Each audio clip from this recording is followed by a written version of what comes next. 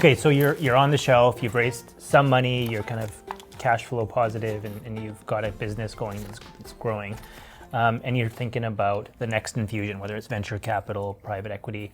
We want to kind of hear from you guys in terms of when you made, I think you both made that decision at different times. It's interesting right now, Leo, you're probably seeing this as well. And Charles, maybe you were at the front end of this, but there's a lot more secondary transactions happening in the market now, which creates options for founders. So maybe starting with you, Yves, in terms of private equity, and I want to hear a little bit, maybe you can give us a sense, and the audience a sense of, when you're dealing with private equity, what are they looking for? What's their goal in all of this in addition to your goal? And you mentioned a hefty 12% coupon and things like that. Maybe give us a sense of your experience, but how they look at it as well. Well, you see, the best position, it was in Charles' position to raise private equity. He didn't really need them. And that's an ideal position. I raised money, my break even at Gardein was 30 million. And I was tired of putting money, and I had to bring the business. I think I was doing 15 million in sales. I was self-financing, and I said, okay, now that I've proved, I launched Gardein, we were about to launch the brand in the retail, and I needed more cash. And so I sold my first business in the best time when the Canadian dollars was 156 exchange, and I got paid in US dollars. So timing is everything. Raising money is the same thing. Yeah. I should have started raising money earlier. When we raised money, it was October 2008, when we thought the world was crashing, and I had six private equity that wanted to invest. By January, when we closed the deal, there was one, and they kind of smell it, and they start be very demanding, and they put a coupon on the thing, and you're so far down that I didn't want to reopen and wait, so we went with it. And I always tell entrepreneur, get a private equity that is smart money, not just dumb money. Dumb money for me, they're looking at 5 years, triple their money, and get out of there.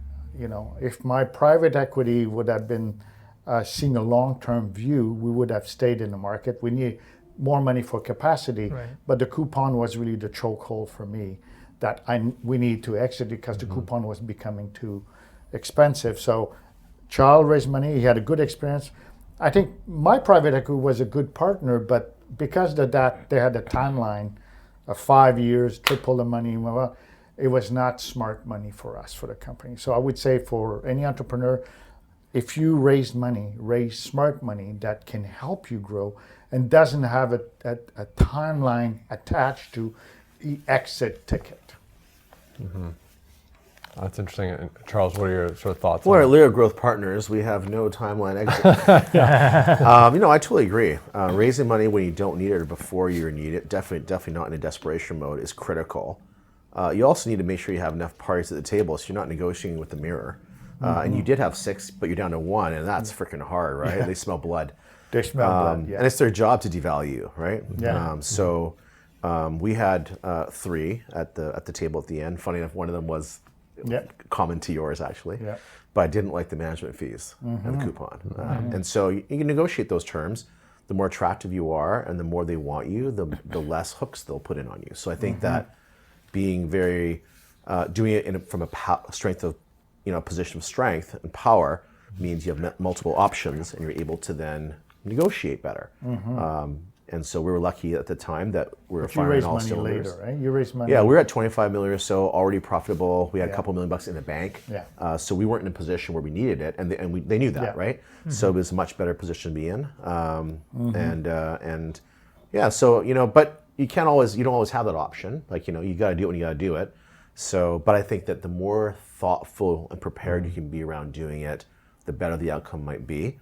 The last thing you want is to wait till you're almost out of cash and then go say, hey, we need to raise money and do it that way. Well, then you'll get what you get. Yeah. And along that journey, it sounds like fit obviously is super important. Totally.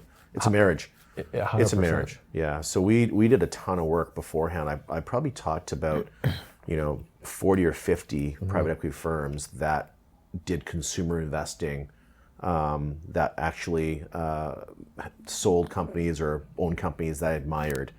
And over a several year period, built relationships with a lot of them and really got a good feel for sort of who I would like to partner with.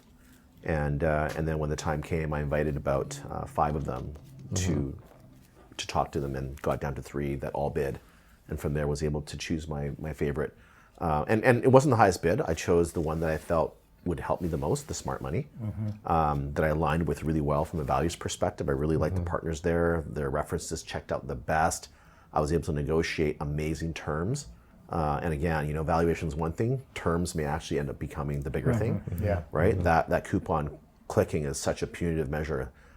So I think all those things there, and having a good, I didn't have a banker, I did it myself, but I had good advice from some people that helped navigate that. I think it's very important because deal terms, I feel, are underlooked. People focus too much on top line valuation, and deal terms are actually, I think, even more important.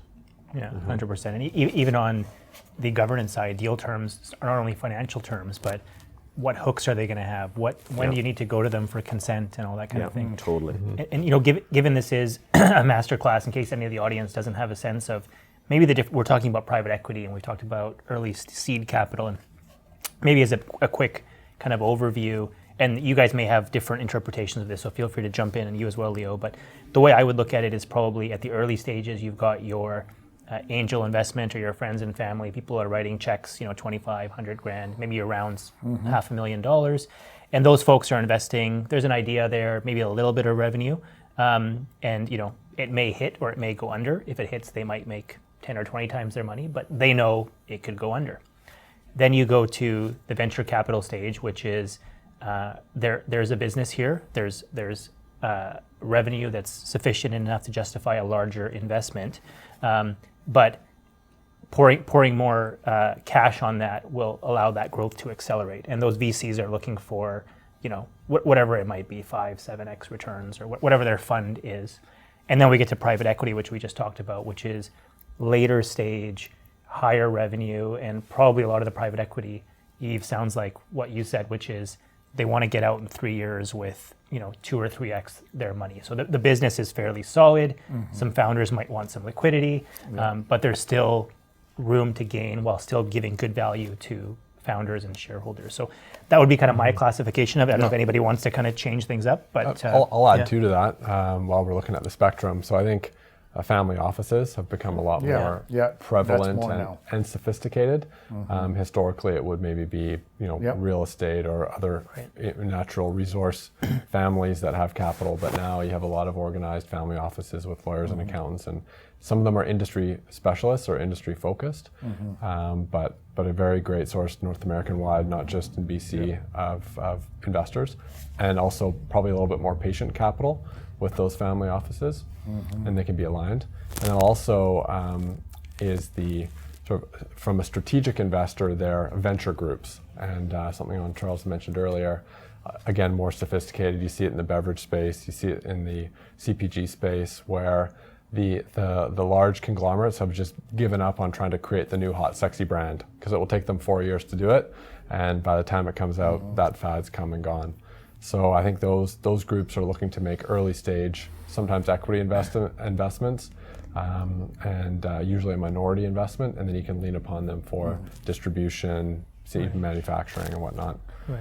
I'd say, when I say smart money, I should have said patient money too. Right. I think it goes both together, because a business there's an up and down in business. And you could have, for whatever reason, a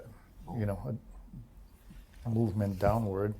And it happened to a friend of mine. I mean, he had private equity family, but they just pulled the plug on him, because it was $3 million investment.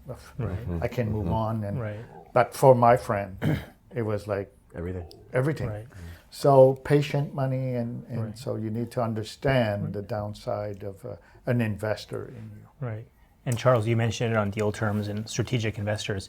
The reason strategic investors are putting a minority interest into your company is probably because they want to see a path to acquiring you down the road, or at least have some first rights to that. And I think on deal terms, and Leo, I'm sure you've seen this, entrepreneurs should be quite careful with what those hooks are, because if the strategic gets everything they want, they're going to limit your ability to run a proper process and realize full value. So strategics can be super helpful and can be great partners, but you want to make sure their hooks aren't so deep that they get all the value in the end, because they're buying you at a price that the market would have paid much more than. I think that's a question I ask entrepreneur when I mentor somebody. What's your exit strategy? You know, and I think that's an important factor. Are you looking to grow this business, 10 times, 50 times? Are you looking to sell in 2 years? Are you I think it's important to early on to start thinking about, or I'm going to run this business until I'm 80. That's. But I think an entrepreneur has to ask himself that question. Right. What's your goal? Yeah, and I think the ultimate position to always be in is to have multiple options. And sometimes doing a deal or taking on an investor too early or going exclusive with a distributor in a region, it reduces your options. Now, you also don't grow by leaps and bounds unless you make those investments in certain partnerships too. So it sounds like it's a fine balance. Yeah, it's all about making the right decision at the right time. Timing.